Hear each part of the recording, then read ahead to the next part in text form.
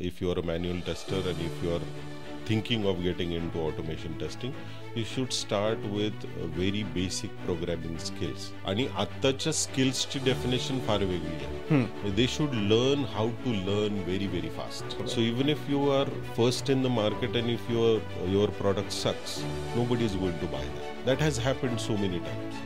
Actually माझी सुरुवात I टीमध्ये नाही झाली. जरी माझं म्हणजे एज्युकेशन आय टीमधलं जरी असलं, माझं गाव बेलसर म्हणजे जेजुरी शेजारी माझं गाव, माझं सगळं शिक्षण तिथंच झालं. म्हणजे माझं पूर्ण शिक्षण झालं, माझं पदवीपर्यंत गावाकडेच झालं. पहिल्या 6 महिन्यात I became a floor supervisor.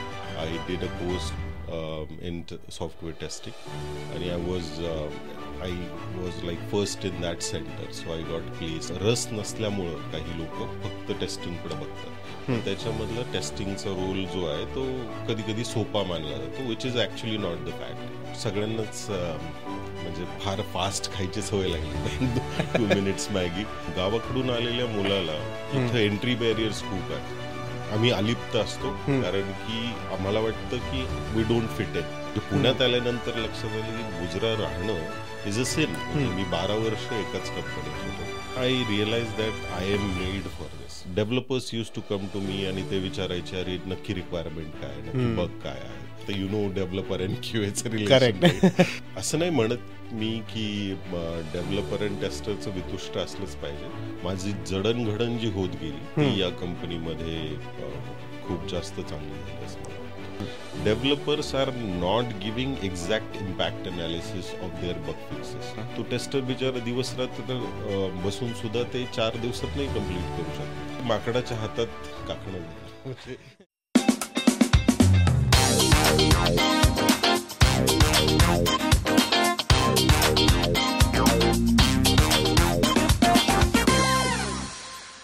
नमस्कार मित्रांनो, मी अनिकेत बापट तुम्हा सर्वांचं स्वागत करतो डिजिटल गप्पांच्या आजच्या नवीन कोऱ्या एपिसोडमध्ये. आजचे आपले गेस्ट मिस्टर संदीप गरुड यांचं मी मनापासून स्वागत करतो. संदीपजी हे डायरेक्टर आणि फाउंडर ऑफ स्पर्क्यू लॅब्स आहेत, ज्यांची company quality control, quality assurance आणि टेस्टिंग फील्डमध्ये काम करते. तर आजच्या भागामध्ये आपण याच विषयावर त्यांच्याशी मनसोक्त गप्पा मारणार आहोत. आय टी फील्डच्या रिलेटेड आणि टेस्टिंग फील्डच्या रिलेटेड बरेच क्वेश्चन्स आणि आन्सर्स आपल्याला त्यांच्याकडनं मिळणार आहेत. तर चला वेळ न वाया घालवता आपण त्यांच्याशी गप्पा मारूयात आणि सुरू करूयात आजच्या भागाला. Let's go. तर संदीप सर, तुमचं मनापासून स्वागत आजच्या डिजिटल गप्पांच्या आपल्या या भागामध्ये. तर कसं वाटतंय आज पॉडकास्टवर येऊन? छान. म्हणजे हा माझा पहिलाच एक्सपिरियन्स आहे आणि thank you for inviting me. Yes. आपण बोलायला सुरुवात केल्यापासून आता मला वाटतं 1 आठवडाभर झाला असेल. हो, रफली आठवडाभर झाला आहे. करेक्ट. सो ऑफकोर्स मी जेव्हा तुम्हाला कॉल केला तेव्हापासूनच एक छान ट्युनिंग जमलं होतं आपलं. आणि म्हणजे तुमचा जो व्ह्यू होता की टेस्टिंगच्या रिलेटेड, क्वालिटी ॲश्युरन्सच्या रिलेटेड, आय टी इंडस्ट्रीमध्ये ओव्हरऑल बऱ्याच मिथ्स आहेत, बऱ्याच गोष्टी अशा आहेत की ज्या अजूनही लोकांपर्यंत पोचलेल्या नाही आहेत, किंवा करिअर ऑपॉर्च्युनिटी वाईजसुद्धा बऱ्याच गोष्टी आहेत की ज्या यंग क्राऊडसाठी महत्त्वाच्या आहेत. तर या सगळ्या बेसिकली पॉईंट्सवर आपण या भागामध्ये बोलणार आहोत. तर सगळ्यात पहिले मला हा मुद्दा तुमच्याकडनं जाणून घ्यायचा आहे की तुम्ही जेव्हा म्हणता की क्वालिटी ॲश्युरन्स किंवा quality related stuff in testing department म्हणूयात किंवा testing part of I T industry, तर हे क्वालिटी ॲश्युरन्स म्हणजे आहे काय एक्झॅक्टली तुमच्यासाठी? ॲक्च्युली क्वालिटी ॲश्युरन्सपेक्षा आधी आपण क्वालिटी बोलूया. क्वालिटी ही काही फक्त आय टी इंडस्ट्री स्पेसिफिक गोष्ट नाही आहे. म्हणजे तुम्ही कुठलंही गोष्ट प्रोड्यूस करत असाल, whether it is a product or a service, it has to have quality. And quality is कस्टमरच्या पॉईंट ऑफ व्ह्यूनी ते तुमचं whether the product or service is fulfilling the need and expectation. आणि या 2 वेगळ्या गोष्टी आहेत. म्हणजे कधी कधी from producers point of view तुम्हाला वाटतं की कस्टमरला याची गरज आहे, पण त्याच्याबरोबरच त्या कस्टमरला एक्सपेक्टेशन काय आहे त्या प्रॉडक्ट ऑर सर्व्हिसमधून ते कळून घेणं जास्त गरजेचं असतं. So quality is a mix of both needs and expectation and it is subjective, right. So एखाद्या गोष्टीची क्वालिटी माझ्यासाठी वेगळी असू शकते, तुमच्यासाठी वेगळी असू शकते. For you it could be very high, for me it could be very low. So it is very subjective. Correct. And quality assurance, I mean, there are so many terminologies in software industry per se. तर त्याच्यामध्ये quality assurance, quality control आणि मग software related असेल तर software testing. बरोबर. तर या तिन्ही गोष्टी इंटर रिलेटेड आहेत. Quality assurance is particularly about processes. म्हणजे आपण क्वालिटी कंट्रोल करण्यासाठी किंवा क्वालिटी प्रोड्यूस करण्यासाठी जी प्रोसेस वापरतो त्याला आपण क्वालिटी ॲश्युरन्स म्हणतो. सो क्वालिटी ॲश्युरन्समध्ये प्रिव्हेन्शन, डिटेक्शन या सगळ्या गोष्टी येतात, verification, validation. So it is more process oriented. बरोबर. Quality control is actually software testing where you focus on product.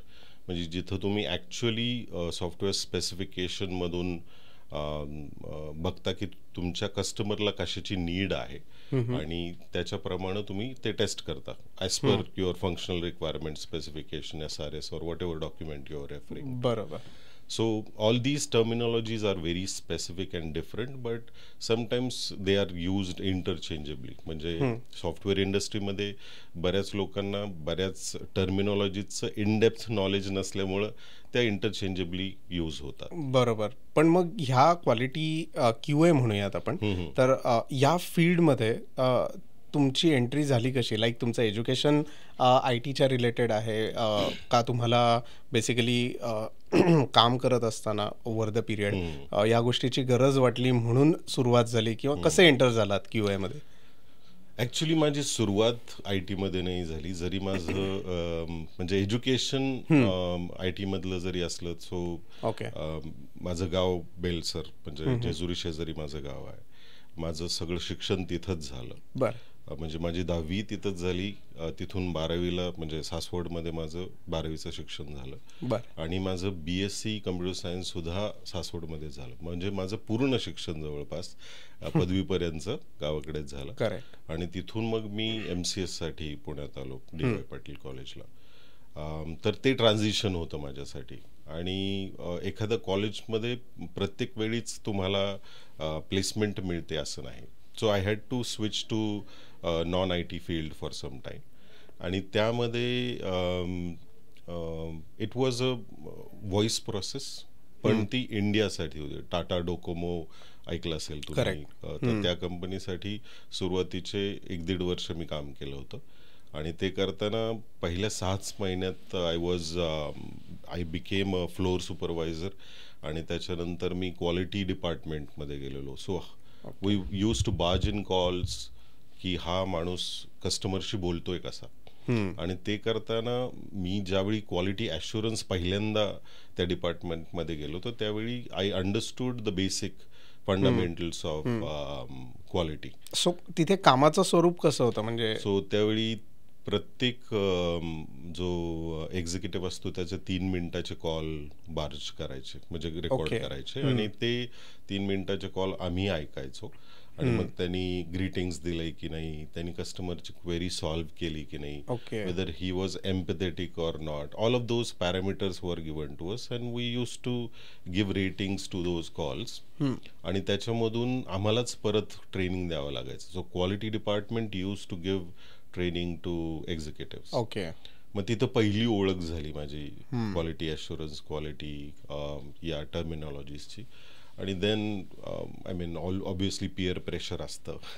So everybody is in IT from my field, so they would obviously expect me to go back to it. So मग मी एक टेस्टिंगचा course केला. माझंच relevant field आहे, तर why not go in to the similar field. So I did a course in software testing, and I was like first in that center, so I got placed in one of the. So course पुण्यात झाला का again back to native place? पुण्यातच.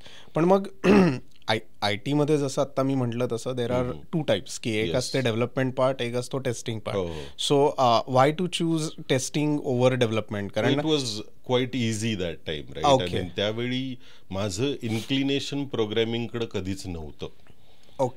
आणि त्याचं म्हणजे खूप लोकांना ना manual testing and test automation या टॉपिककडे आपण येऊ नंतर, पण या गोष्टींमध्ये रस नसल्यामुळं काही लोक फक्त टेस्टिंगकडे बघतात की मला प्रोग्रॅमिंग येतच नाही, तर मी त्याच्या पाठपुरावा का करावा किंवा तिथं का जावं. तर मी मग IT मध्ये बरेच रोल्स आहेत ना, तर त्याच्यामधला टेस्टिंगचा रोल जो आहे तो कधी कधी सोपा मानला जातो, which is actually not the fact. पण मग इझी एंट्री होती, मग तसं लोक विचार करून टेस्टिंगमध्ये येतात. पण नंतर करिअरच्या लेटर फेजेसमध्ये when I realized, I mean 7-8 years into the career, I understood why it is important to get into test automation, which is very programming intensive. Correct. आणि I also took my own time to learn about things, right? So तुमचे basics ज्यावेळी clear असतात ना, म्हणजे manual testing मध्ये सुद्धा, right, त्यानंतर तुम्ही ऑटोमेशन शिकलात तर त्याचा उपयोग होतो. अच्छा. सो फर्स्ट ऑटोमेशन घेऊन मग मॅन्युअलवर युजली लोक येत नाहीत. हो, नॉर्मली तसं होत नाही, पण आजकाल सगळ्यांनाच म्हणजे फार फास्ट खायची सवय लागली ना, 2 minutes Maggi. So everybody does course from very reputed institutions and they want to get in to IT as soon as possible, and they want to start with test automation. Right. Which is sometimes not advisable because त्यावेळी काय होतं की तुम्ही fundamental of quality assurance, quality control, software testing हेच तुम्हाला कळत नाही. Right. म्हणजे या टेस्टिंग करताना जी फंडामेंटल प्रिन्सिपल्स वापरायचे असतात ते जर तुम्हाला लक्षात नाही आले तर त्या ऑटोमेशनचा काही फायदा नाही आहे तसा.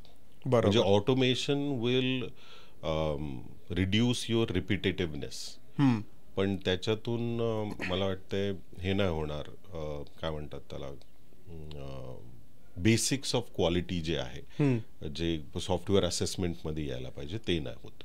Okay, all right. सो जसं क्वालिटी ॲश्युरन्स किंवा टेस्टिंग हा पार्ट तुम्ही जसं सांगितलं की डेव्हलपमेंटमध्ये न जाता तुम्ही या फील्डमध्ये वळलात. सो स्पर्क्यू लॅब्सवर तर आपण येणारच आहोत, पण त्याच्या आधी मला हे जाणून घ्यायचं होतं की मग ओके, कोर्स झाला तुमचा, तुम्ही त्याच्यावरचं जे काही नॉलेज असेल ते वेगळ्या इन्स्टिट्यूटमधनं आफ्टर डिग्री शिकून पुढे तुमचा प्रवास चालू केलात, पण मग जॉबच्या रिलेटेड तुमचा जर्नी कसा होता? ओके, सो ॲक्च्युली मी पहिल्यापासूनच थोडासा बुजरा होतो आधी सुरुवातीला, कारण की माझं अजिबातच वाटत नाहीये no, you won't actually believe it, पण मी बुजरा होतो, इंट्रोवर्ट होतो. I never use to talk to anyone, कारण की गावाकडून आलेल्या मुलाला इथं एंट्री बॅरियर्स खूप आहेत. म्हणजे शहरामध्ये तसं पाहायला गेलं तर आम्ही अलिप्त असतो, कारण की आम्हाला वाटतं की we don't fit in, right. This is something, maybe it's a phobia as well. पण मग पुण्यात आल्यानंतर, या जॉबमध्ये गेल्यानंतर, which was telecommunication, basically executive, त्या रोलमध्ये आल्यानंतर लक्षात आलं की मी जर असा बुजरा राहिलो, म्हणजे पुण्यात आल्यानंतर लक्षात आलं की बुजरा राहणं इज अ सिन ॲक्च्युली. म्हणजे तुम्ही जर थोडंसं एक्स्ट्रोवर्ट नाहीये, तुम्ही प्रेझेंटेबल नाहीये, थोडं प्रोएक्टिव्ह नाहीये, तर you will get killed here. Yes. म्हणजे त्यानंतर मला मग एक्स्ट्रोवर्ट व्हावं लागलं आणि मग I started learning so many things and expressing myself as well. आधी ती तशी पद्धतच नव्हती. म्हणजे if you talk to my teachers, they wouldn't even believe की मी असं काहीतरी करू शकत होतो. बरोबर. पण मग सुरुवातीला जेवढी मी टेस्ट इंजिनियर म्हणून सुरुवात केली, पहिली कंपनी, त्याच्यानंतर 1-2 कंपन्या स्विच केल्यानंतर एका कंपनीमध्ये मी खूप वेळ राहिलो. म्हणजे मी 12 वर्ष एकाच कंपनीत होतो, एक्सपान्शन म्हणून. So in Pune so we were basically, I started just here in SB road. तर तिथं माझी सुरुवात एक्सपान्शनमध्ये, the reason I call it सुरुवात is because first 2 years you start just grabbing things and learning things, right. त्याच्यानंतर तुम्ही actual काम करायला सुरुवात करता आणि तुम्ही तुमचं कोर बनवता. येस.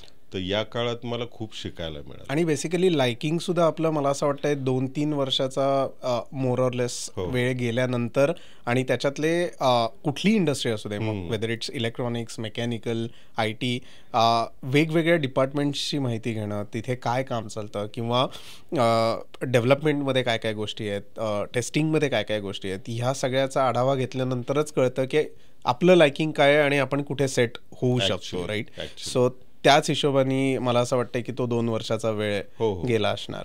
आणि then I realise that I am made for this. म्हणजे it's not, I never ever thought that my job sucks. ते मला कधीच वाटलं नाही, म्हणजे आजपर्यंत सुद्धा वाटलं नाही की my job sucks, because I develop love for my profession, right? Yes. So I say profession because you can change companies, many companies, because something may not work out. पण तुम्ही जर तुमच्या प्रोफेशनशी लॉयल राहिला, तुमच्या प्रोफेशनवर प्रेम केलं, तर ते तुमच्या प्रोग्रेससाठी सगळ्यात जास्त महत्त्वाचं असतं. येस. तर हळूहळू मी एक एक पायरी चढत गेलो, कारण की मी माझ्या कामात चांगला होतो. So I use to be treated as one of the best testers in my company, at least in my project. And developers used to come to me आणि ते विचारायचे, अरे नक्की रिक्वायरमेंट काय आहे, नक्की बग काय आहे, can you explain this to us. आणि जरी आता 15-20 लोकांची खूप मोठी टीम असली तरी ऑनसाईट लोकांशी बोलताना जर संदीप समोर असेल तर त्याला जास्त कळतं किंवा तो एक्सप्रेस करू शकतो की तो रिक्वायरमेंट अंडरस्टँडिंग चांगलं करून घेऊ शकतो, याच्यासाठी मीच पुढे राहायचं. सो 2 वर्षाचा एक्सपिरियन्स असणारा माणूस जर म्हणजे PM पेक्षाही तो पटपट बोलत असेल आणि if he gets things clarified, then it helps whole team, right? Correct. आणि तिथून तो कॉन्फिडन्स मग हळूहळू बिल्ड होत गेला की I can do better in understanding requirement, gathering requirements, understanding the product well, and then breaking it basically. So मग developers बरोबर काम करताना आता डेव्हलपर अँड QAचं रिलेशन, त्याच्यावरही मी येणारच आहे की त्याची भांडणं कशी होतात आणि त्याच्यामध्ये काय काय गोष्टी असतात. हो, म्हणजे असं नाही म्हणत मी की डेव्हलपर अँड टेस्टरचं वितुष्ट असलंच पाहिजे, पण त्या काळात अशा गोष्टी होत गेल्या की I use to be very fierce when I use to explain the bugs, right? आणि if the responsibility of quality is mine, मी जर तो टोल आहे जिथून पास होणार आहे release, correct, I should not be letting any priority 1 bugs going into release. बरोबर. मग तसं ॲटिट्यूड असल्यामुळं कदाचित लोक थोडंसं कधी कधी दूर राहायचे आणि घाबरायचे म्हणता येणार नाही, but they use to respect my knowledge and command on the product as well. But yes, I mean, my first 8 to 10 years of my career here in Pune, I would attribute to the whole success that I have got till now. माझी जडणघडण जी होत गेली ती या कंपनीमध्ये खूप जास्त चांगली झाली असं मला वाटतं. करेक्ट. सो जॉब करत असतानाचा जो काही 8 ते 10 वर्षांचा अनुभव होता, कुठली प्रोसेस किंवा कुठला part in terms of software testing तुम्ही सगळ्यात जास्त एन्जॉय करायचात? Manual testing actually. हो, एक्सप्लोर करून तुम्ही. बरं, मला आधी म्हणजे प्रेक्षकांसाठी ऑफकोर्स मॅन्युअल टेस्टिंग आणि ऑटोमेशन टेस्टिंग मधला फरक काय आहे तो आधी मला सांगा, म्हणजे मग तुम्ही काय एन्जॉय करत होतात हेही त्यांना कळेल. ॲक्च्युली कसं असतं ना की कुठलंही सॉफ्टवेअर तयार होताना सॉफ्टवेअर डेव्हलपमेंट लाईफ सायकल घेतली तर त्याच्यात सुरुवातीला तुमचं प्रोडक्ट फार मॅच्युअर नसतं, राईट? तुमचं any SaaS product that is getting built, slowly even if you are using Scrum, तुम्ही प्रत्येक 2 स्प्रिंट नंतर तुमचं रिलीज करताना, let's say you are on first sprint, right? त्यावेळी स्प्रिंटमध्ये तुमच्या पहिल्या 5 युजर स्टोरीजमध्ये let's say you have created 50 test cases. बरोबर. तर त्या 50 टेस्ट केसेस तुमच्या रिग्रेशन टेस्ट केसेस होतात नंतर पुढच्या स्प्रिंटसाठी, if they are into affected areas, right? तर तुमचा हा जो test cases, regression test cases म्हणू आपण त्याला, ते वाढत जातं.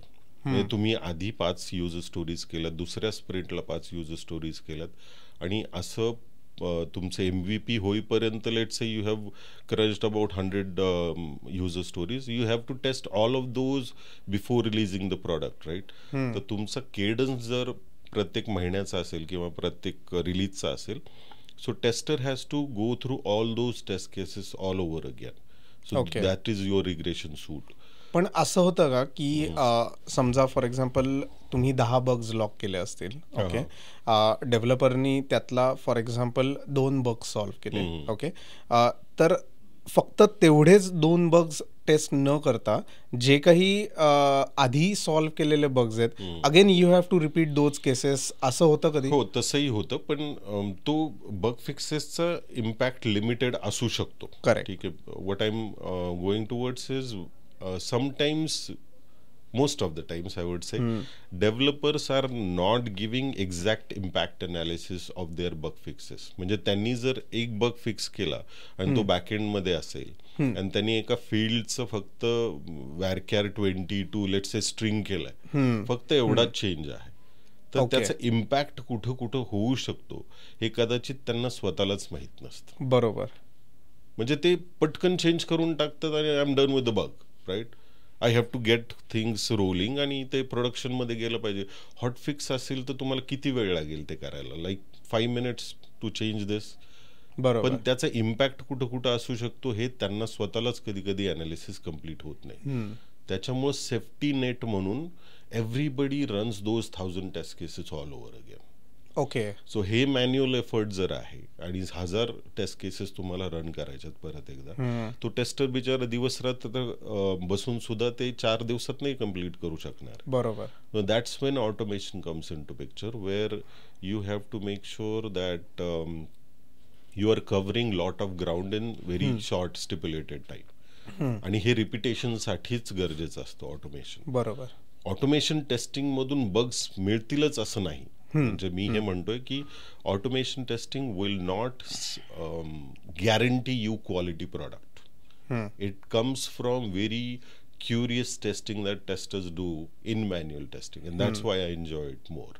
ओके. म्हणूनच creativity of the tester comes from what are the test case design techniques you employ in doing testing. आणि एक्सप्लोरेटरी मॅन्युअल टेस्टिंग तर ती करायलाच मजा येते. म्हणजे तुमच्या हातात म्हणजे कसं असतं ते टेस्टिंग, एखादं एक्झाम्पल देऊन सांगू शकाल का? की म्हणजे ते असं असतं की माकडाच्या हातात काकणं देणं, म्हणजे एखादं लहान मुलाच्या हातात खेळणं देणं, याप्रमाणेच फार सोपी पद्धत असते. You have to explore the product as any new user would. And he has to explore the product and feature. Even if he does not have any context, he can start testing the application as a end user. Okay. म्हणजे तुम्हाला reference point मिळतो त्याचा टेस्टिंगसाठी, document वगैरे काही? हो, actually user stories पण मिळू शकतात तुम्हाला, पूर्ण PRD SRS वगैरे मिळू शकतं, डॉक्युमेंटेशन मिळू शकतं.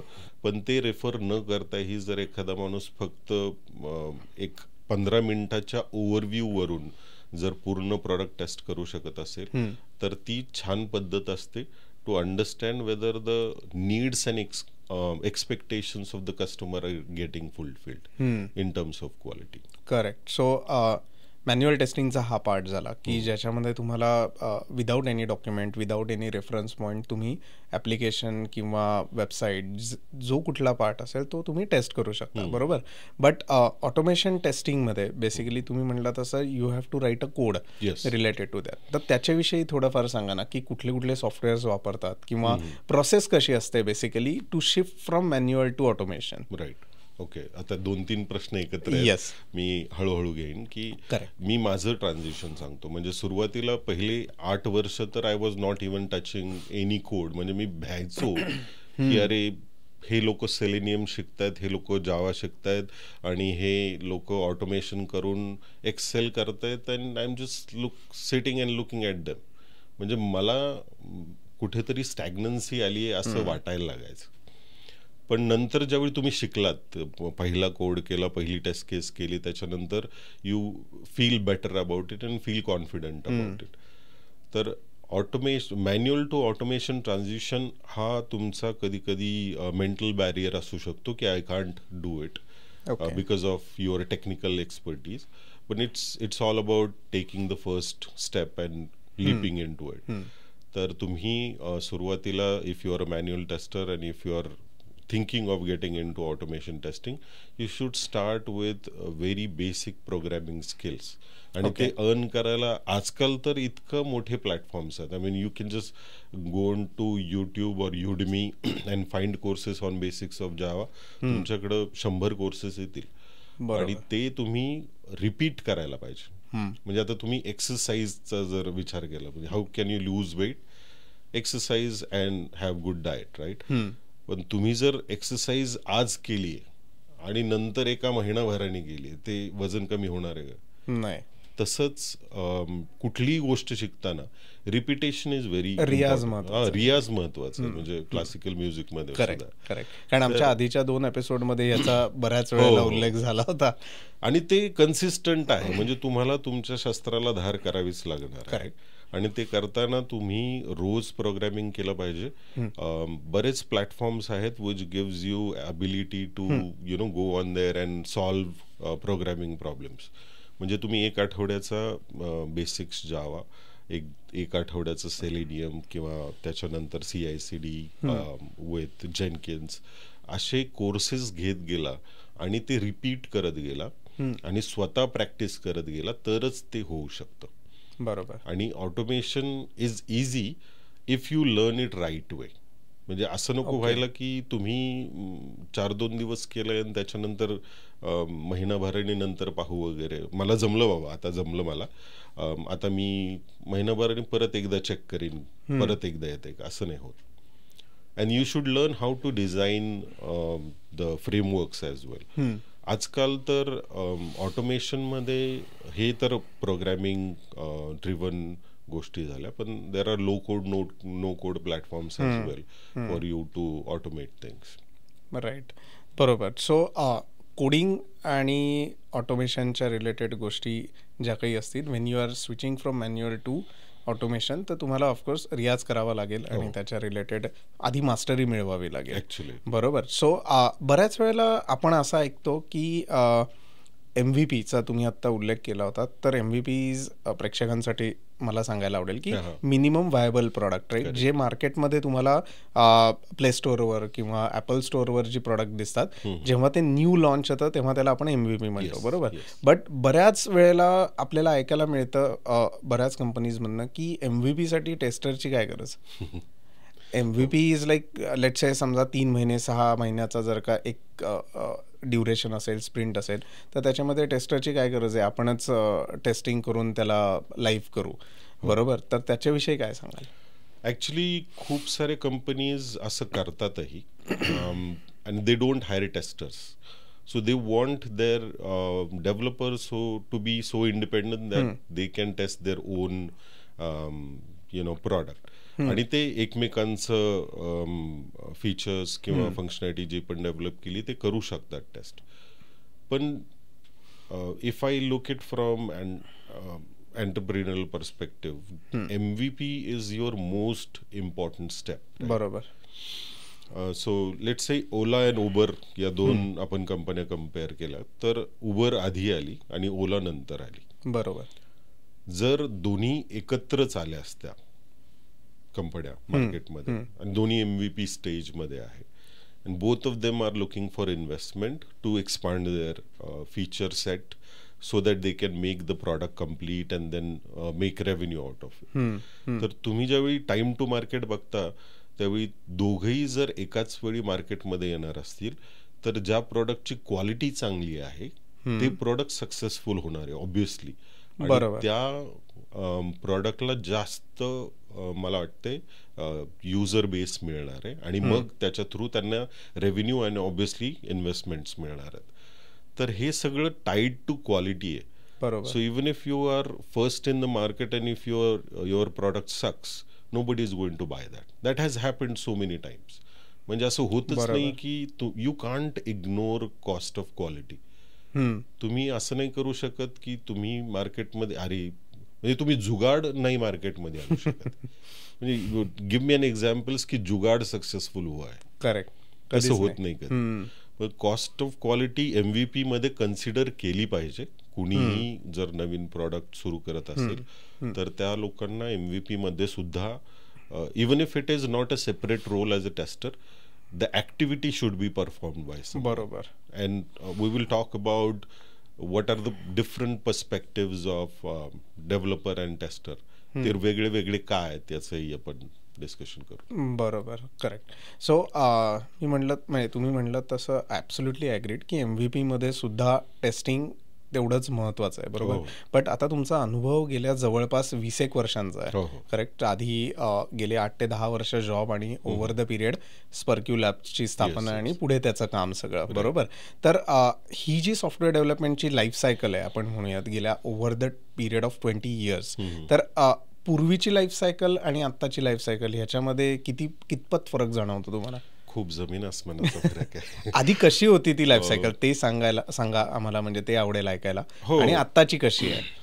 ऍक्च्युली आधी खूप निवांत चालायचं. म्हणजे software development life cycle was very waterfall model. म्हणजे तुम्ही आधी requirement specification, PRD, all those requirement, business analysis, ते सगळं सुरुवातीचे 3-4 महिने ती ऍक्टिव्हिटी चालायची. मग डिझाईन व्हायचं, high level design, low level design, त्याच्यानंतर coding 5-6 months, whatever the estimates are, आणि त्याच्यानंतर testing. So testing was after fact आणि it was very waterfall model.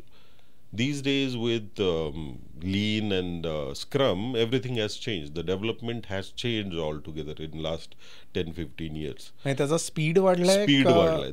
म्हणजे त्यांचं फंडामेंटल प्रिन्सिपल हे आहे की 2 आठवड्यानंतर ज्यावेळी तुम्ही स्प्रिंट कम्प्लीट करता त्यावेळी तुमच्याकडे फिनिश्ड प्रॉडक्ट असं पाहिजे which can be released in to market. मग याच्यात खूप स्पीड आला डेव्हलपमेंटला आणि त्याच्यातून ॲजिलिटी सुद्धा आली. म्हणजे 2 आठवड्यानंतर प्रॉडक्ट ज्यावेळी कस्टमर पाहतो in demo, and if he doesn't like something then he can change. Product owner असेल, कस्टमर रिप्रेझेंटेटिव्ह असतील, ते ज्यावेळी रिव्ह्यू करतात product, they get to see this very early, right. There are so many projects in waterfall model which have been scrapped. म्हणजे तुम्ही $2 ते $5 million टाकलेले आहेत आणि ते प्रोडक्ट अक्षरशः स्क्रॅप आहे because it is not usable. Customer is seeing it after 1 year or 2 years after the product is built. त्याचा काही फीडबॅकच नाहीये त्याच्यामध्ये. ते याच्यात चेंजेस खूप व्हायचे आधी. बरोबर. जेव्हापासून स्क्रम आलाय, अजाईल आलाय, तेव्हापासून या सगळ्या डेव्हलपमेंटचं स्पीड फार फास्ट झालेला आहे आणि याच्यात टेस्टरची इन्व्हॉल्वमेंट सुद्धा वेगळ्या प्रकारे आलेली आहे. तर आधी जे टेस्टिंग आफ्टर द फॅक्ट व्हायचं ते आता your tester is sitting there right in front of you. I mean तुमच्या पॉडमध्ये बसलेला असतो तो आणि he is involved from day 1 in your sprint planning meetings, you know the grooming meetings and planning meetings. पण त्याचा काय फायदा होतो टेस्टरला? ऍक्च्युली ज्यावेळी तुम्ही टेस्टिंग आफ्टर द फॅक्ट विचार करता त्यावेळी त्याला माहीतच नसतं की मला टेस्ट काय करायचं, किंवा तो रीड करतो आणि he is not involved into design discussions, requirement discussion. मग याच्यात कॉस्ट ऑफ क्वालिटी इन्क्रीज होते आणि त्याला बग्स नंतर सापडतात. ओके. जर तुमच्या डिस्कशन्स मध्ये टेस्टर day 1 पासून इन्व्हॉल्ड आहे, तर बिटवीन द लाईन्स सुद्धा माहित असतात. म्हणजे तुम्ही युजर स्टोरी वाचताना आणि ती डिस्कस करताना टेस्टर म्हणतो अरे हे जे एज फील्ड आहे ते 18 ते 60चं आहे, 18 वर्ष ते 60चं आहे. याच्यात तुम्ही बाउंड्री व्हॅल्यूज कन्सिडर केलेल्या आहेत का, म्हणजे 18 इन्क्लुडेड आहे की नाहीये आणि 60 इन्क्लुडेड आहे की नाहीये. बरोबर. So most of the bugs developer from development point of view they lurk around these boundaries आणि टेस्टर्स रिक्वायरमेंट फेजमध्येच ते रिमूव्ह करण्याचा प्रयत्न करतो. ओके. जर ती बग तिथं नाही पकडली गेली की 18 हे वर्ष इन्क्लुडेड आहे की नाही, तर तो डेव्हलपर डेव्हलप करण्याचा टाइम घालणार आहे, डिझाईन करण्याचा काय टाइम घालणार आहे, डेव्हलप करण्याचा टाइम घालणार आहे, टेस्टर टेस्ट करणार आहे, ती बग रेज करणार आहे, ती बग परत डेव्हलपर कडे जाणार आहे, मग तो परत फिक्स होणार आहे आणि मग परत टेस्टर कडे येणार आहे. So cost of quality increases as you find the bug later in the stages of development. बरोबर. तर या नवीन रॅपिड डेव्हलपमेंट अँड टेस्टिंगमुळं and because tester is involved from day one the quality is included in the product.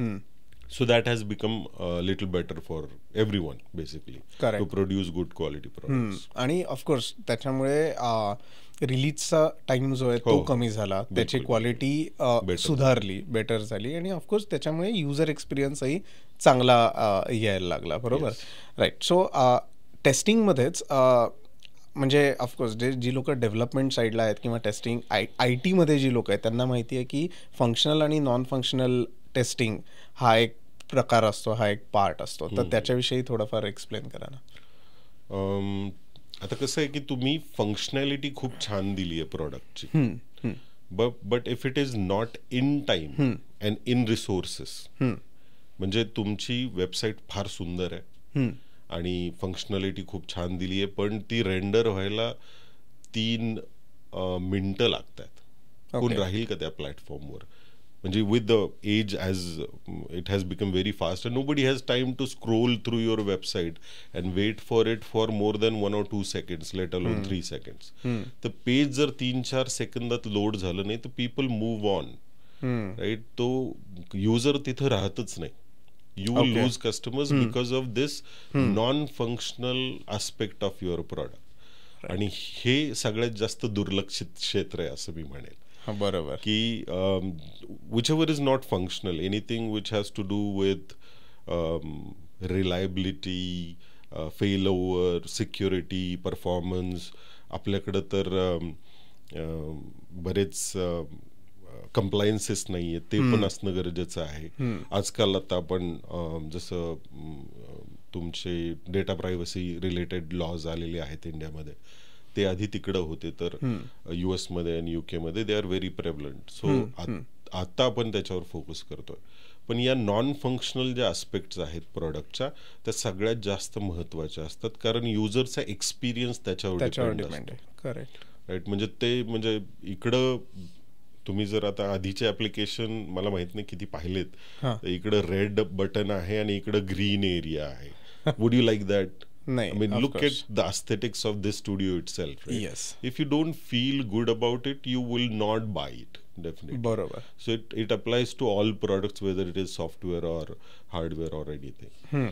So non-functional मध्ये मला वाटतं सगळ्यात जास्त इम्पॉर्टंट परफॉर्मन्स आहे. बरोबर. त्याच्यानंतर सिक्युरिटी, इंटरऑपरेबिलिटी, इंटरनॅशनलायझेशन, लोकलायझेशन वगैरे.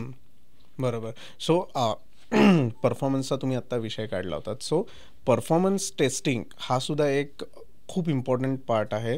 जसं आत्ता तुम्ही सांगितलं की फंक्शनल आणि नॉन फंक्शनल टेस्टिंगचा पार्ट, मॅन्युअल आणि ऑटोमेशन हे तर मेजर 2 टाईप्स आहेत. बरोबर. सो परफॉर्मन्स टेस्टिंग आणि सेक्युरिटी टेस्टिंग, तर ह्या ज्या गोष्टी आहेत या ऑटोमेशनच्या रिलेटेड येतात का मॅन्युअलच्या रिलेटेड येतात? नाही, याच्यात ऑटोमेशन वापरलं जातं कारण याच्यात टूल खूप जास्त वापरले जातात. आता जर परफॉर्मन्स टेस्टिंगचा विचार केला तर त्याच्यात 3-4 आस्पेक्ट्स आहेत की तुम्ही लोड टेस्टिंग करता, म्हणजे तुमची वेबसाईटचं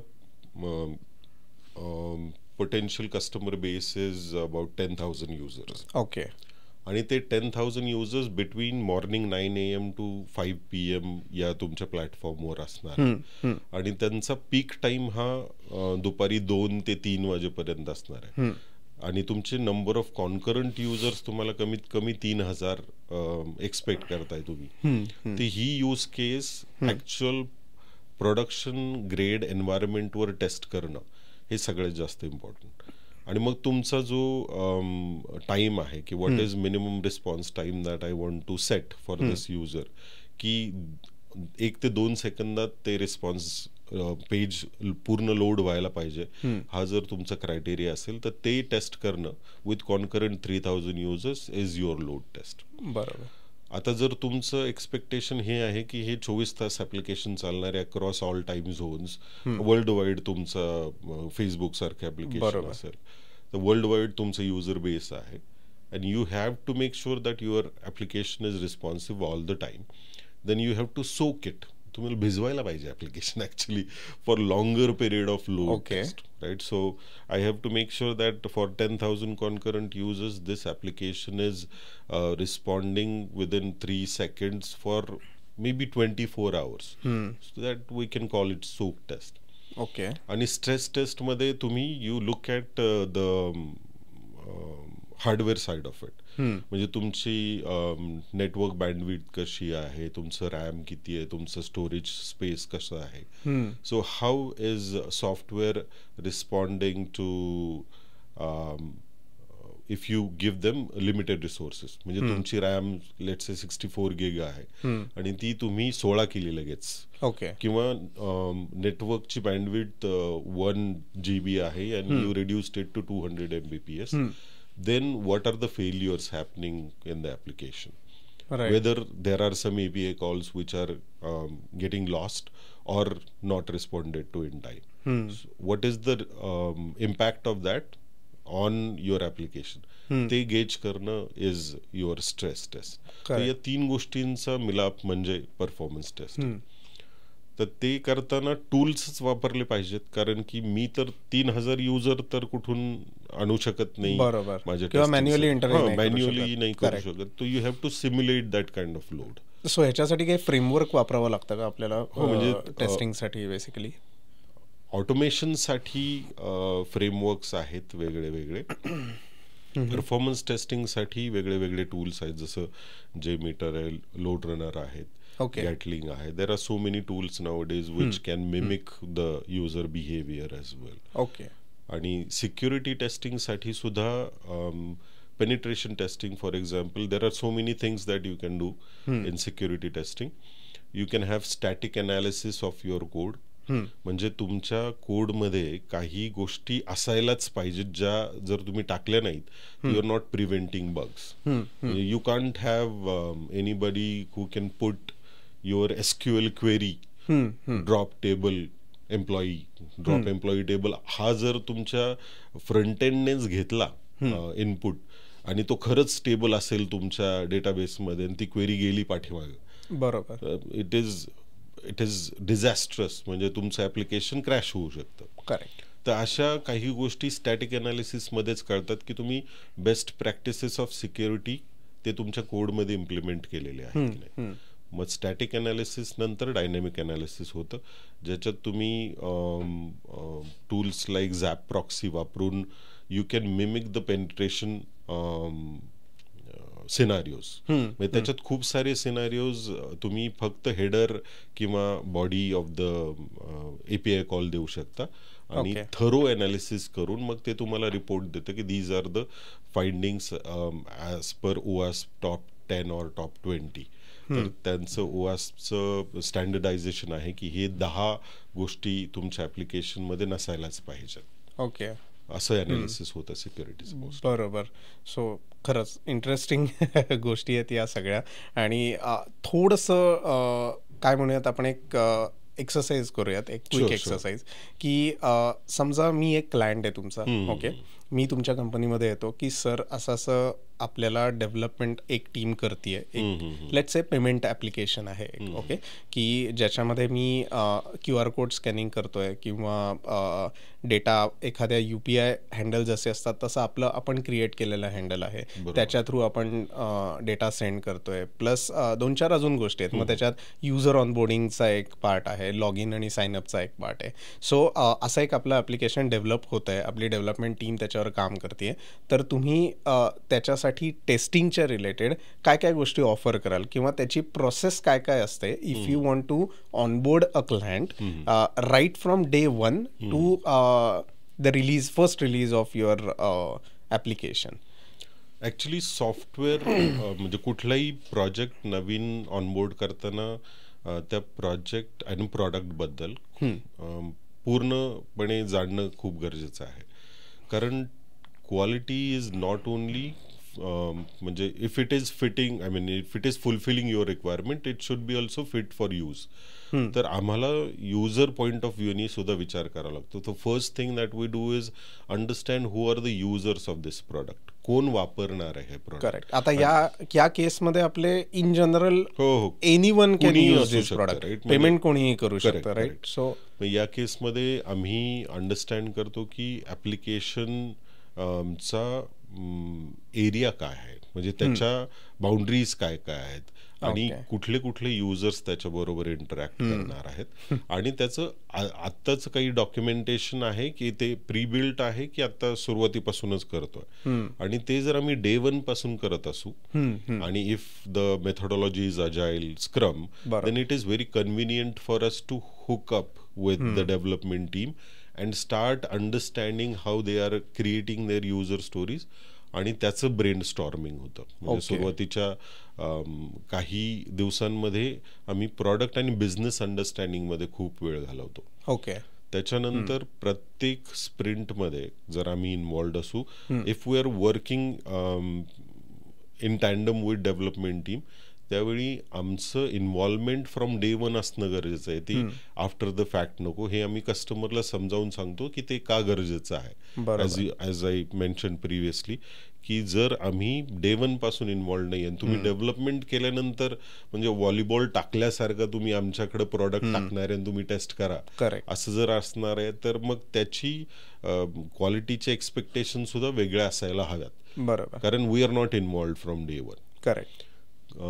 तर याच्यामध्ये नंतर आम्ही product every user story we understand and we try to create the test cases. मग त्या रिक्वायरमेंट अंडरस्टँडिंगमध्ये बरेच क्लॅरिफिकेशन झालेले असतात, तिथेच खूप बग्स निघालेले असतात, आणि if we are co-located with the client, then we should be, म्हणजे tester should be sitting next to developer and rather than filing bugs, and this is my philosophy as well. तुम्ही तुमच्या जिरामध्ये बग टाकून नंतर ते अरे हे तुझं आहे बरं का, तुला फिक्स करायचंय, हे करण्यात काही पॉइंट नाहीये, because you are wasting time you adding that bug into Jira or any other tool, and then developer fixing it, and then he telling you आता मी पाठवलंय बरं का, आता तू टेस्ट कर, आणि त्यांनी ते टेस्ट करणं आणि मग परत कन्फर्म करणं, या सगळ्या उपद्व्यापामध्ये सगळ्यात महत्वाचा जो वेळ आहे तो निघून जातो.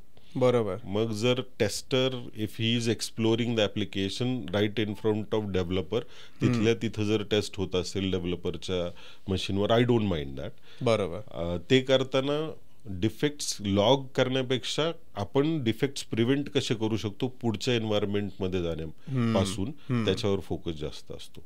मग डिफेक्ट तिथल्या तिथं फिक्स होतात आणि ते क्यू एन्व्हायरमेंटमध्ये येत नाही. डेव्हलपरला कळतं की मी कुठल्या चुका नेक्स्ट टाइम करायच्या नाहीत. म्हणजे हे 18 ते 60चं जे एक्झाम्पल आपण पाहिलं, तर मी बाउंड्री व्हॅल्यूज तिथल्या तिथं जर टेस्ट केल्या असतील तर त्या पुढे येणारच नाहीत ना, आणि पुढे तो शिकला ना, म्हणजे डेव्हलपर शहाणा झाला, पुढच्या वेळी तो चुका करणार नाही. पण हे बऱ्याच वेळेला हेही बघायला मिळालंय की टेस्टरनी एखादी गोष्ट सांगितली किंवा एखादा बग लॉक केला की सगळ्यात पहिले नाका मुरडणारा व्यक्ती हा डेव्हलपरच असतो ऍक्च्युली. की त्याच्यामुळे बऱ्याच वेळेला असं होतं की काही कारणास्तव किंवा मुद्दामून असंही करतात टेस्टर्स की ऑफकोर्स मी एक प्रोजेक्ट मॅनेजमेंट पॉईंट ऑफ व्ह्यूने डेव्हलपमेंटला थोडासा सॉफ्ट कॉर्नर देतोय. तर फ्रायडेला संध्याकाळी 5-5:30 Wien it is a weekend, तर तेव्हा हाय लेवल बग हा लॉक केला जातो. आणि तेव्हा मी तुम्हाला कालही म्हटलं तसं की तर असा जर का बग लॉक केला समजा 5 वाजता टेस्टरनी, तर जी चिडचिड डेव्हलपरची होते त्याच्याविषयी तुम्ही काय सांगाल? नाही, हे लास्ट मिनिट जर बग्स असतील तर it goes other way round as well. I mean जर टेस्टरनी 5 वाजता बग लॉक केला, डेव्हलपरला जायचं असेल आणि ते रिलीज त्याच संध्याकाळी होणार असेल तर डेव्हलपरची, किंवा विकेंडला होणार असेल किंवा मंडेला होणार असेल तर डेव्हलपरचं विकेंडही जाऊ शकतो ते सगळं फिक्स करण्यात. बरोबर. विज अ विज जर डेव्हलपरनी बिल्ड 5 वाजता दिलं फ्रायडेच्या संध्याकाळी आणि रिलीज मंडेला मॉर्निंग 9 AM ला आहे, तर टेस्टरचा अख्खा विकेंड जाऊ शकतो ते टेस्ट करण्यात. तर हे लास्ट मिनिट सरप्राइजेस टाळण्याचेही उपाय आहेत. म्हणजे आपण जसं prevention is better than cure म्हणतो मेडिकल इंडस्ट्रीमध्ये, that is true for software as well. So if you prevent bugs from happening, then it will never get into later stages. बरोबर. So if I talk about levels of testing, डेव्हलपरनी जर चांगलं unit testing केलं तर ते component testing किंवा system testing लेवलला आमच्यापर्यंत पोचणारच नाही. आणि we can actually work on better curious scenarios which can break the system. Correct. म्हणजे टेस्टरचा वेळ जो आहे तो ऑब्वियस फीचर कन्फर्मेशनसाठी नसावा असं मला वाटतं. He should be very curious, how can I make this system break. त्याचं एज केसेसवर जास्त लक्ष पाहिजे. बरोबर. फार ऑब्वियस फंक्शनल कन्फर्मेशनचे जर टेस्ट केसेस टेस्टर एक्झिक्यूट करत बसला तर त्याच्यात खूप वेळ जातो. It's very time consuming job. So if he has to apply curiosity, he has to not do the most obvious stuff which could have filtered at unit testing level. Yes. तर हे high priority bugs तर मी म्हणेन की high priority bugs tester पर्यंत पोचलेच नाहीत पाहिजे, पण तसं होत नाही नॉर्मली. बरोबर. पण बऱ्याच वेळेला मी हाही फाईट बघितलाय की जेव्हा नवीन डेव्हलपमेंट सुरुवात होते, right from wireframe designing, एखादा ॲप च्या रिलेटेड आपण बोलूयात, तर वायर फ्रेम डिझाईन झाले, त्याचं लेट्स से फ्लटर डेव्हलपमेंट चालू झाली in terms of the development part of your UI designing आपण म्हणूयात. आणि त्याच्यानंतर जेव्हा बॅकएंडचा व्यक्ती सुद्धा डेव्हलपमेंट स्टार्ट करतो तेव्हा फंक्शनॅलिटीवर सुद्धा काम चालू झालेलं असतं. बट बऱ्याच वेळेला हेही वाद होताना मी बघितलेत की टेस्टर काय करतो तर फंक्शनॅलिटीवर लक्ष न देता, when we have a very less time, तर त्यावेळेला फंक्शनॅलिटीवर लक्ष न देता UIचेच बग्स काढत बसणं. ह्याचा कलरच वेगळा आहे, ह्याची लाईनच वेगळी आहे, पट्टी घेऊन मेजरमेंट करतात बऱ्याच वेळेला क्लायंट लेवलला. सो ह्याच्याविषयी मला जरा तुमच्याकडनं ऐकायचं आहे की ॲज अ टेस्टर मला कुठल्या वेळेला कुठल्या गोष्टीला प्रायोरिटी दिली पाहिजे हेही कळणं तेवढंच महत्त्वाचं आहे की काय प्रॉडक्टची आणि प्रोजेक्टची रिक्वायरमेंट आहे. तर ह्याच्याविषयी काय सांगाल? ॲक्च्युली असं होतं. हां. आणि डेव्हलपरचं म्हणणं असतं की हे टेस्टर्स फक्त काय क्लिक करतात, इकडे क्लिक कर तिकडे क्लिक कर आणि एखादा बग मिळतोय का पहा, किंवा UI वर जास्त फोकस करतात. तो tester must understand what are the risks, right. म्हणजे एखादं फीचरमध्ये जर युजरचे एक्सपेक्टेशन या आहेत, functionality wise I have to first focus on whether functional part of it is working fine or not. Barabar. You can change UI colors or positioning at any time. Correct. And those should be medium or I would say low priority task for testing. So test case में तुमची priority and severity is associated both in test cases as well as in defects. So in test cases you must make sure that you focus on high priority test cases first, which are functional and which are also risk based. की तुमचं functionality बरोबर चाललं नाही तर त्याचा impact तुमच्या युजरच्या नीड्सवर काय होईल, राईट. आणि त्याच्यानंतर तुम्ही मीडियम प्रायोरिटी किंवा लो प्रायोरिटी टेस्ट केसेस करू शकता जर तुमच्याकडे वेळ असेल. म्हणजे माझं रिग्रेशन सूट जर 1000-2000 टेस्ट केसेसचा असेल तर I would first prioritise my most high priority test cases. बरोबर. मग त्याच्यात मला हाय प्रायोरिटी बग्स मिळतील. आणि तुमचं जर लिमिटेड टेस्टिंग असेल त्या फीचर फंक्शनॅलिटीसाठी युजर स्टोरी बेस्ड, त्यावेळी सुद्धा तेच अॅनालॉजी वापरलं पाहिजे. कारण की you have to be conscious about the time, because you are getting paid by hour, mostly by your company or as a vendor. त्यावेळी तुम्ही कॉस्ट कॉन्शियस होता, because time and cost is associated with each other. Correct. As you complete your products then तुमचं focus more अस्थेटिक्सकडे जाणं obvious आहे, पण ती नंतर लेटर स्टेजची गोष्ट आहे. राईट. खूप सुंदर, खूप मजा येते खरं तर तुमच्याकडनं हे सगळे टेक्निकल गोष्टी ऐकताना.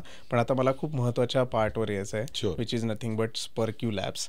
तर काल तुमच्याशी बोलताना तुम्ही मला एक गोष्ट फोनवर सांगितलीत की स्पर्क्यू लॅबची स्टोरी आणि त्याची सुरुवात कशी झाली ह्याचा खूप इंटरेस्टिंग गोष्टी आहेत. तर त्याच्याविषयी आता प्रेक्षकांना काय सांगाल? शुअर. सो मी आधी 12 वर्ष पुण्यात नोकरी केली. त्याच्यानंतर पुण्यातून US मध्ये गेलो एक 5-6 वर्ष. तिथं 3-4 सिटीजमध्ये काम केलं आणि एक ग्रीन कार्ड फायलिंगची एक अपॉर्च्युनिटी आली. So my company was going to file for green card. आणि त्यावेळी लक्षात आलं की ते एक मोठं बंधन आहे, म्हणजे ते जोखड आहे ज्याच्यात तुम्ही एकदा अडकलात की तुम्ही परत त्याच्यातून ग्रीन कार्ड झाल्यानंतर तुमच्या मुलांची शिक्षण झाल्यानंतर रिटायर व्हायलाच पुन्हा भारतात. आता मी थोडासा मातीतला माणूस आहे. सो तुमच्या बोलण्यात नाही कळते, no doubt. I had to come back. आणि थोडंसं आणि आईवडिलांच्या तब्येतीसाठी मला परत यायचं होतं. मग मी माझ्या त्या कंपनीला सांगितलं की तुम्ही हे तुमचे $10,000 वेस्ट करू नका, कारण की मी इथं राहणार नाहीये आणि माझ्या आईवडिलांच्या तब्येतीसाठी मला परत गेलं पाहिजे. आणि मग मी तिकडून 2 आठवड्यातच बस्तानावरून निघालो पुण्यात यायला. मग पुण्यात येण्याआधी मी रिमोटली इंटरव्ह्यूज देऊन एका मोठ्या कंपनीमध्ये डायरेक्टर ऑफ क्वालिटी इंजिनिअरिंगचा जॉब ऑलरेडी सिक्युअर झाला होता.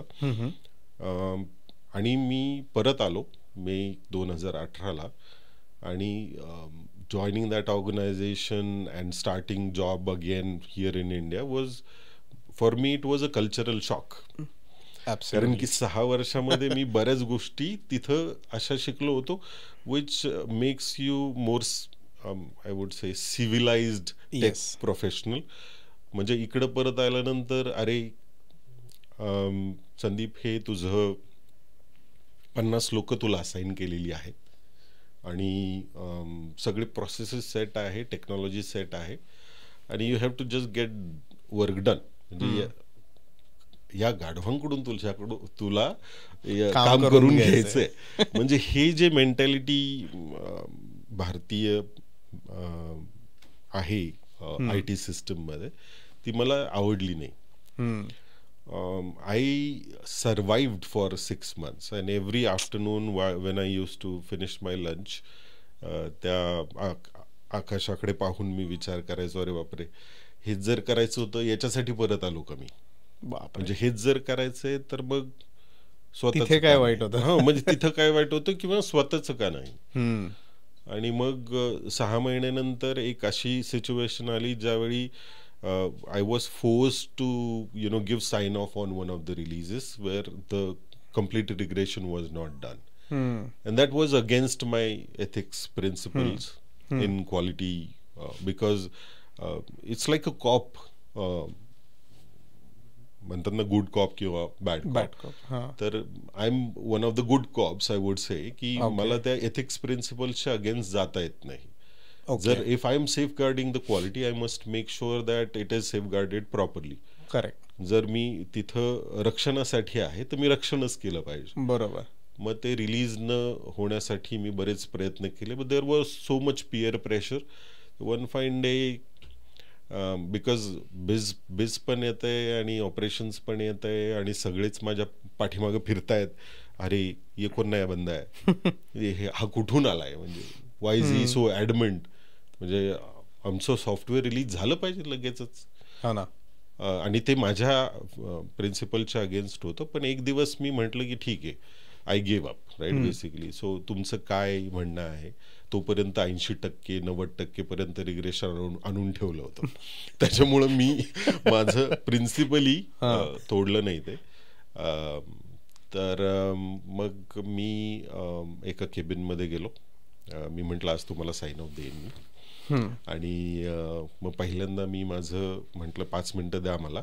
मग मी एका केबिनमध्ये गेलो, माझं रेझिग्नेशन लेटर टाईप केलं आणि त्याच्यानंतर या सांगा आता काय मेल लिहायचंय मला सांगा. मग त्यांनी तो सगळा रिलीजचा ईमेल लिहून घेतला आणि देन आय सेंट इट. आणि मग माझ्या बॉसला रिअलाइज झाल्यानंतर अर्ध्या तासांनी पळत आले, अरे हे काय केलंस. म्हटलं हो, I just release, right, I mean that's what you wanted me to do. नाही, त्याच्या आधी काय केलंस. That's what I must have done, right? I mean, it is against my ethics principles and my profession as well to not let it happen, and I can't work like this, so I'm moving on. मग काय करणार आहेस पुढं. तर मी म्हटलं मी मला जर असंच करायचं असेल तर I will rather focus on delivering good services from my own company. So I will be starting my own company. आणि हे झाल्यानंतर मी 15 दिवसात SpurQ labs technologies private limited register केली. And then I started looking for new clients. Correct. So जेव्हा कंपनीची सुरुवात झाली तेव्हा किती लोक हाताशी धरून तुम्ही सुरुवात केली? प्रत्येक स्टार्टअपची सुरुवात ही एकानेच होते किंवा दोघांनी. बरोबर. So I mean I was alone and I had my wife. Definitely. नाही, सॉरी इंटरप्ट करतो, पण मी हा प्रश्न ऑलमोस्ट जेवढ्या लोकांसोबत आता मी मुलाखती घेतल्यात इन टर्म्स ऑफ पॉडकास्ट त्यांना सगळ्यांना विचारलाय, कारण मला पर्सनली खूप आय एम व्हेरी क्युरियस. कारण खरंच एखादी कंपनी चालू करणं, एखादं ऑर्गनायझेशन रन करणं हे खूप इझी आहे. आय मीन चालू करणं खूप इझी आहे, बट ते सस्टेन करणं हे सगळ्यात मोठं शिवधनुष्य आणि खूप अवघड आहे. म्हणून मला हा प्रश्न नेहमीच काय म्हणतात की क्युरियोसिटी खूप वाटते या गोष्टीची, की खरंच याची सुरुवात किती लोकांपासून केली होती आणि मग ते कसं ग्रॅज्युअली ग्रो झालं. ह्या दोन्ही गोष्टी तेवढ्याच इंटरेस्टिंग आणि खूप क्युरियस आहे मी या बाबतीत, म्हणून तुम्हाला आत्ता विचारलं. सो सुरुवात मी एकट्यानेच केली. पहिले 3 महिने ज्यावेळी मी आमच्या एका रिलेटिव्हच्या कंपनीमध्ये जाऊन बसायचो आणि काहीतरी करत बसायचो, म्हणजे वेबसाईट डिझाईन करत होतो मी. And I was thinking through how can I make this company have a USP which is थोडीशी सिग्निफिकंट आहे. काहीतरी व्हॅल्यू क्रिएशनसाठी करतोय आपण हे ज्यावेळी प्रोजेक्ट करायचं आहे. त्यावेळी मी वेबसाईटच डिझाईन करत होतो. तर बायको म्हणायची, काय करताय तुम्ही तिथं जाऊन बसून, नक्की करताय काय? म्हणजे 3 महिने झाले तुम्ही फक्त तिथं जाऊन बसताय आणि काही दुसरं काही काम नाहीये, काम येतही नाहीये, तर मग करताय काय? मग मी I am working on my USP, my website, so that I can get more clients. And I had no idea whatsoever की क्लायंट्स कसे मिळवायचे. कारण की मी नोकरीच केली आहे ना, पहिली 16 वर्ष आयुष्याची नोकरी केल्यानंतर मला तेच जास्त चांगलं जमतं. So operations, quality engineering is what I have been doing, आणि ते मला चांगलं जमतं. पण क्लायंट कसे मिळवायचे, लोकांकडे जायचं कसं, अप्रोच कसं करायचा, ते प्रेझेंटेशन कसं करायचं, ते USP काय आहे, या सगळ्या गोष्टी माझ्यासाठी नवीन होत्या. राईट. तर माझ्यासाठी the Reliance was on my network, जे अनफॉर्च्युनेटली एवढं बिल्ड केलेलं नव्हतं. कारण की इफ आय हॅड नोन की मी असा काहीतरी उद्योग करणार आहे तर मी US मध्ये असतानाच बरंचसं नेटवर्क तयार केलं असतं. राईट. तर मग एक one fine day I got one opportunity from one of my very good friend. त्यांनी सांगितलं की या माणसाला डेव्हऑप्स करण्याची गरज आहे आणि त्यांच्याकडे क्लायंट आहे. आणि ते फील्ड माझ्यासाठी खूप नवीन होतं, आणि तरीसुद्धा I took a plunge and I said yes I can do it. आणि त्याच्यानंतर एक क्लायंट कन्वर्ट झाला टू अ पेड क्लायंट, आणि मग मी एक मेंबर आमच्या टीममध्ये आणत गेलो, ऑनबोर्ड करत. So for manual testing. So त्यांचं जे प्रोजेक्ट कन्वर्ट झालं पहिल्यांदा, I was involved in pre sales activities. तिथं सेल्स झाल्यानंतर त्यांच्या 8 लोकांमध्ये माझ्या 2 लोकांचं मी पहिलं बिलिंग चालू केलं. वा. आणि मॅन्युअल होतं का ऑटोमेशन होतं? नाही, ते ऑटोमेशन होतं. अच्छा, ओके, ऑटोमेशन होतं. So SpurQ labs started with fundamental principle of expediting quality. So आमच्या टॅगलाईन ही आहे accelerating quality. So we focus on expediting quality by reducing the manual efforts with automation and CI/CD. आणि हे product कंपन्यांसाठी आम्ही target करतो. कारण की तुम्ही ज्यावेळी स्प्रिंट 10 पर्यंत पोचलेलं असतं, MVP पर्यंत, आणि रेव्हेन्यू स्टेजमध्ये असता, त्यावेळी तुमच्याकडं खूप सारं मॅन्युअल रिग्रेशन असतं, 2 ते 4 आठवड्यांचं कमीत कमी. आणि ते टाइम रिड्यूस करण्यासाठी आम्ही ऑटोमेशन वापरून असिस्ट करतो to reduce that time. Okay. तर ही USP इतक्या सोप्या शब्दात मांडण्याला 2-3 वर्ष लागली, ऑब्विसली. No doubt. आणि त्याच्यात पडझडही झाली कारण की कोविड आला. तर मी 11 लोकांपर्यंत टीम घेऊन गेलो होतो आणि 2-3 क्लायंट. सुरुवात किती साली झाली? 2018 मध्ये. ओके. आणि त्याच्यानंतर मग 1-2 वर्षातच कोविड आला आणि मग 11ची टीम परत एकदा 2-3 लोकांवर आली आणि मग त्याच्यानंतर 7-8 महिन्यांनी मग आम्हाला पुन्हा प्रोजेक्ट्स यायला लागले रिमोट असताना सुद्धा. आणि मग हळूहळू now we are about 45. Amazing. Right. आणि हे खूप अप अँड डाऊन्स जे येतात हे खूप महत्त्वाचे पण असतात कधी ना कधीतरी, की like everything goes well, everything is smooth. तर आपल्याला हेही कळत नाही की अचानक जर का एवढा मोठा डाऊनफॉल आला तर काय करायचं. बट तुमच्या केसमध्ये मी असं म्हणेन स्पर्क्यू लॅबच्या केसमध्ये सुरुवातीलाच ह्या गोष्टी आल्यामुळं अजून स्ट्रॉंग आणि कणखर बनलात in terms of your employees, in terms of getting projects on board. बऱ्याच गोष्टी ह्याच्यामध्ये शिकण्यासारख्या होत्या तुमच्यासाठीही, की भलेही काळ आणि वेळ थोडी खराब चालू असली तरी कुठे आपल्याला फोकस ठेवला पाहिजे, कुठे आपल्याला एखादी गोष्ट कट शॉर्ट केली पाहिजे. पण IT इंडस्ट्री कोविडमध्ये अशी बऱ्यापैकी बूम झाली होती आणि बरेच प्रोजेक्ट येत होते त्यावेळेला, कारण वर्क फ्रॉम होम करू शकत होता. बरोबर. सो तो काळ तुम्ही कसा, ऑफकोर्स 11-12 लोकांवर नाही 1-2 लोकांवर आलात, पण प्रोजेक्टच्या रिलेटेड काही फरक होता का? प्रोजेक्ट मिळत होते त्या काळामध्ये? ऍक्च्युली कसं झालं ना की if you have no team you have no business. In services that's what it is. So ज्यावेळी मग हे चिकन अँड एग प्रॉब्लेम आहे. अंड अधिक कोंबडी नक्की फोकस टीम आधी दाखवू का प्रोजेक्ट आधी घेऊ, तसं नॉर्मली असतं dilemma. But if you don't have good team you don't have customers, because you have to show talent and that's what matters, right? So if you have a good train team with good skills, तेच customer anticipate करत असतो. आणि sometimes customer believe in your ability to onboard good team. So if I am in quality engineering for about 20 years and I've been doing lot of projects where I have helped customers do quality engineering in right way.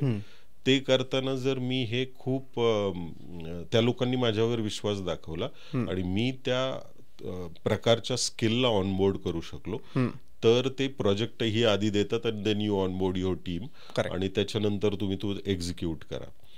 पण most of the times people also look at profiles. आम्हाला आधी profile पाठवा, मग आम्ही ठरवू की तुम्हाला द्यायचा की नाही प्रोजेक्ट. बरोबर. काही केसेसमध्ये दोन्ही केसेस झालेले आहेत. But I could understand that I have to also make sure that I have good team which has competencies, capabilities, which build over time. म्हणजे कुठलीही गोष्ट ओव्हरनाईट होत नाही. म्हणजे मी जरी फ्रेशर हायर केला तरी सुद्धा त्याला बिल्ड व्हायला 6 ते 8 महिने लागतात विथ गुड इनफ कॉम्पिटन्सीज. बरोबर.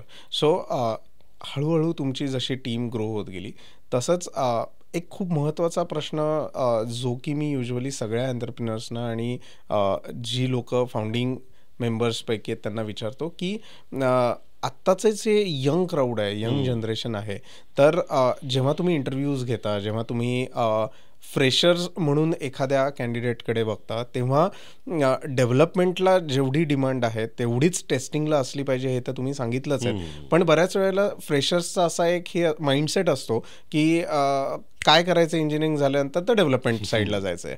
तर त्याच्याविषयी काय सांगाल की टेस्टिंगचं करिअर, मग ते मॅन्युअल असू दे, ऑटोमेशन असू दे, तितकंच महत्त्वाचं आहे हेही फ्रेशर्सना कळलं पाहिजे. तर त्याच्या रिलेटेड काय सांगाल? तर ॲक्च्युली थोडंसं याच्यावर काही मतं पण आहेत लोकांची की testing is a substandard job then development.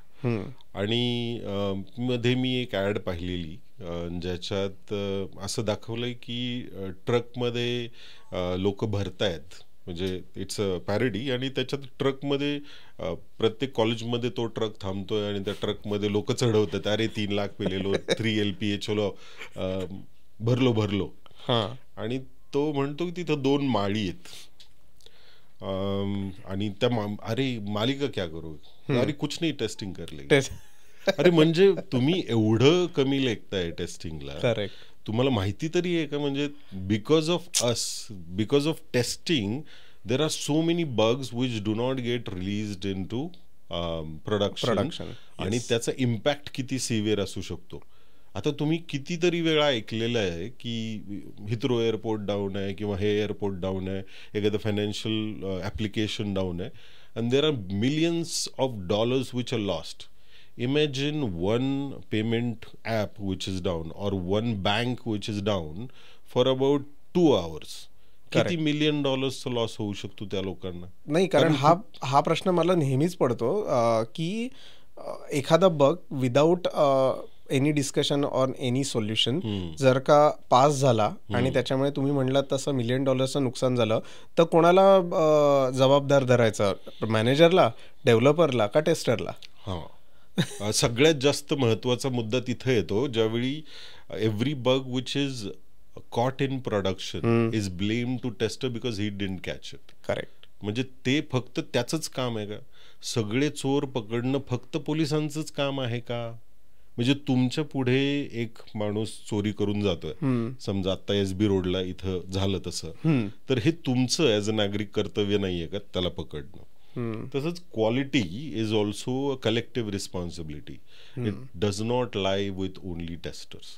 तर ती प्रोजेक्ट मॅनेजरची तेवढीच जबाबदारी, डेव्हलपरची तेवढीच आहे आणि टेस्टरची तेवढीच आहे. सो ज्यावेळी एखाद्या प्रोडक्शन बगचं रूट कॉज अनालिसिस होतं, तर त्यावेळी सगळ्यांची जबाबदारी आहे की हे कसं मिस झालं हे फाइंड आउट करणं आणि ती प्रोसेस करेक्ट करणं. त्याला क्वालिटी अश्युरन्स म्हणतात. की अरे आपण रिक्वायरमेंट रिव्ह्यूज केलेले नाहीयेत, आपण त्या ग्रूमिंग मीटिंग्सच केलेल्या नाहीयेत किंवा आपण डिझाईन रिव्ह्यू मीटिंग्स केलेल्या नाहीयेत जिथं ही प्रिव्हेंट होऊ शकली असती. बरोबर.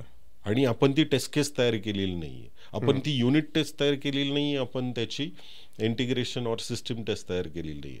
पुढच्या वेळी आपण हे असं करायला पाहिजे, ते कळणं गरजेचं आहे. Going back to your earlier question, की टेस्टिंगचा जॉब हा सबस्टँडर्ड मानला जातो, पण तो तसा नाहीये, कारण की टेस्टिंगसाठी जास्त क्रिएटिव्हिटी लागते. बरोबर. म्हणजे या प्रोफेशनमध्ये तुम्ही फक्त तुम्हाला जर रिक्वायरमेंट फंक्शनल स्पेसिफिकेशन मिळालं आणि ती एकच युजर स्टोरी एक डेव्हलपरला असाइन झाली आहे, त्याच्यात तुम्हाला फ्रंट एंड और बॅक एंड किंवा डेटाबेस डिझाईन करून ती कम्प्लीट करायची. आमचं तसं नसतं. आम्हाला ती युजर स्टोरी त्या सगळ्या प्रोडक्टच्या पझलमध्ये कुठं फिट होतीये हे पाहणं गरजेचं असतं आणि त्याचा impact overall प्रोडक्टच्या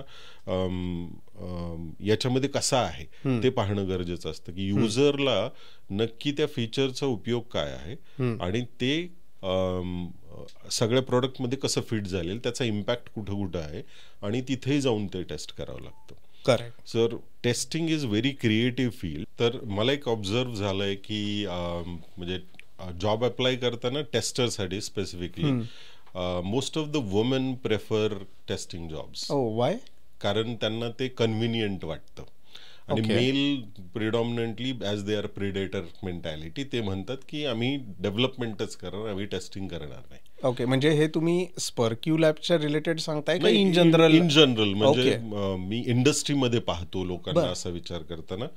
So at one point of time, I was the only male in my company, and everybody else was female. So and हा आहे एक पर्स्पेक्टिव्ह, पण तसं नाहीये. टेस्टिंग मध्येही तुमचं करिअर फार छान होऊ शकतं if you do right things at right time and learn good skills. तर फ्रेशर्सना काय सांगाल ह्याच पॉइंट विषयी की development is not the only solution, but testing फील्डमध्येही येऊ शकाल, बट काय शिकणं गरजेचं आहे राईट फ्रॉम डे वन. आणि थोडासा मी मगाशी म्हटलं तसं प्रोॲक्टिव्हनेस सुद्धा असला पाहिजे स्वतःमध्ये, की काय गोष्ट केली की काय गोष्ट होतीये आणि प्रॉब्लेम स्टेटमेंट समजून घेऊन त्याचं अनालिसिस करून त्याप्रमाणे पुढच्या गोष्टी करणं हे तितकंच महत्त्वाचं आहे. तर ह्याच्याविषयी काय सांगाल? ॲक्च्युली फ्रेशर्सनी पहिल्यांदा स्किल्स जनरेट एक्वायर करणं गरजेचं आहे. आणि आत्ताच्या स्किल्सची डेफिनेशन फार वेगळी आहे. They should learn how to learn very very fast. म्हणजे तुम्ही जे 8 महिन्यापूर्वी, म्हणजे आधीचा काळ कसा होता की माझं सेलेनियमवर तरुण गेलं, म्हणजे 20 वर्ष पूर्वीची टेक्नॉलॉजी सुद्धा अजूनही काम करतीये. आणि ती कंटिन्यू करत राहील. त्याला कॉम्पिटिटर्स आलेले आहेत खूप, आणि there are so many ways to automate things. बरोबर. पण आत्ता टेक्नॉलॉजी इतकी फास्ट इव्हॉल्व्ह होतीये की काल परवा असलेलं टूल आत्ता नाही आहे, म्हणजे मागच्या वर्षीचं किंवा त्याच्या पाठीमागच्या वर्षीचं टूल चेंज होत आहे. म्हणजे there is very rapid development in technology in innovation. So any fresher who is getting into technology must have that mentality की मी प्रत्येक वीकेंडला एक दिवस तरी काहीतरी शिकणार आहे, किंवा रोज शिकणार आहे. आणि I am not only scrolling the reels, but I am also learning on Udemy, doing lot of certifications and staying up to date in my profession. म्हणजे तुम्हाला आत्ता असं रिलॅक्स होऊन चालणारच नाहीये इथून पुढं. आणि फ्रेशर्सला सगळ्यात महत्वाची दुसरी गोष्ट जी आहे ती कम्युनिकेशन आणि प्रेझेंटेशन आहे. म्हणजे माझ्यात जे कम्युनिकेशन आणि प्रेझेंटेशन स्किल्स आत्तापर्यंत आलेले आहेत 20 वर्षाच्या अनुभवानंतर, मी जर हे करिअरच्या सुरुवातीलाच केलं असतं तर I would have excelled lot more. बरोबर.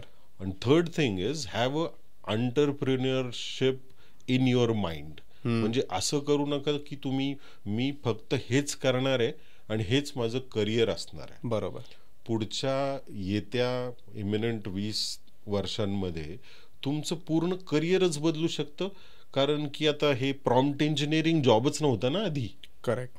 There was no data science, there was no AI, there was no prompt engineering. There are new professions we are producing for ourselves, right? This podcast was not there, right? Barabar. People used to watch, read newspaper and all of those things, right? Correct. There was no social media. Barabar. So there were no YouTubers, there were no influencers. Barabar. तर हे evolving jobs आहेत आणि फ्रेशर्सनी हे लक्षात ठेवणं गरजेचं आहे की त्यांना इव्हॉल्व्ह व्हायचंय over the period of time and learn everything new every day. बरोबर. पण हा मुद्दा मला म्हणजे खूप महत्त्वाचा वाटतो की तुम्ही जसं म्हटलं तसं मी आत्ता जेवढा कॉन्फिडंट आहे बोलण्यामध्ये, कम्युनिकेशन स्किल्स असतील in terms of client, in terms of giving any information to the other person, जे तुम्ही डे 1 पासून केले असते तर आत्ताचे संदीप वेगळे असते. बरोबर. पण माझा असा थॉट आहे याविषयी की आत्ताचं जे टिपिकल जेनझी क्राऊड म्हणतो आपण की जे फ्रेशर्स आहेत आता, ते या फील्डमध्ये आणि या पार्ट ऑफ कम्युनिकेशनमध्ये खरं तर खूप पुढे आहेत. But they are lacking in to मी म्हणलं तसं प्रॉब्लेम सॉल्व्हिंग स्किल्स आणि विचार करण्याची जी ताकद आहे की मी आता काय करू शकतो जर मी या प्रॉब्लेममध्ये अडकलोय तर. बरोबर. आणि याचं सगळ्यात महत्त्वाचं मला मोठं रिझन वाटतं जे त्यांना spoon feed right from their first year of engineering केलं जातंय because of gen AI, because of ChatGPT, because of DeepSeek, because of Claude, कितीतरी गोष्टी असतील की जे ओपन AI सारखे टूल्स आहेत. तर ऑफकोर्स ते खूप इम्पॉर्टंट आहे यूज करणं, पण त्याचा कसा यूज झाला पाहिजे हेही तेवढंच महत्त्वाचं आहे आणि किती यूज केला पाहिजे जेणेकरून स्वतःच्याच क्वालिटीज तुम्ही किल नाही करणार. बरोबर. तर ह्या जेन AI बद्दल आणि ज्याचा इफेक्ट टेस्टिंग आणि डेव्हलपमेंट बद्दल वर पडतोय बेसिकली, तर त्याच्याविषयी तुम्ही काय सांगाल ज्याच्यानी जॉब जाण्याची भीती आहे का फ्रेशर्सची? ऍक्च्युली 100% जॉब जाण्याची भीती आहे त्यांना जे हे शस्त्र नीट वापरू शकणार नाहीत. म्हणजे आता जर मी विचार केला टेस्टिंगमध्ये त्याचा कसा ऍप्लिकेशन्स आहेत, यूज केसेस आहेत, तर माझा एक माणूस असा आहे ज्यांनी auto generation of test cases माझ्या टेस्ट केस मॅनेजमेंट टूलमध्ये इन्कॉर्पोरेट केलेला आहे युझिंग AI, आणि ते छान चालतंही. पण AI सगळ्याच परम्युटेशन कॉम्बिनेशनचा माणसासारखा विचार करू शकत नाही. त्याच्यामुळं टेस्टिंग मधले जॉब्स तरी कमीत कमी ते AI टेस्ट करण्यासाठी तरी राहतील असं मी म्हणेन. आय मीन डेव्हलपमेंटमध्ये if you can auto generate code and full fledge application right from configuration until installation and everything, तर ते पॉसिबल ते आता तरी पॉसिबल नाही. अजूनही you give a prompt, take the code and you generate the code and you put that into specific component and then test it. You must test it and then use it into, and there are some advanced AI automation which is producing production grade code as well.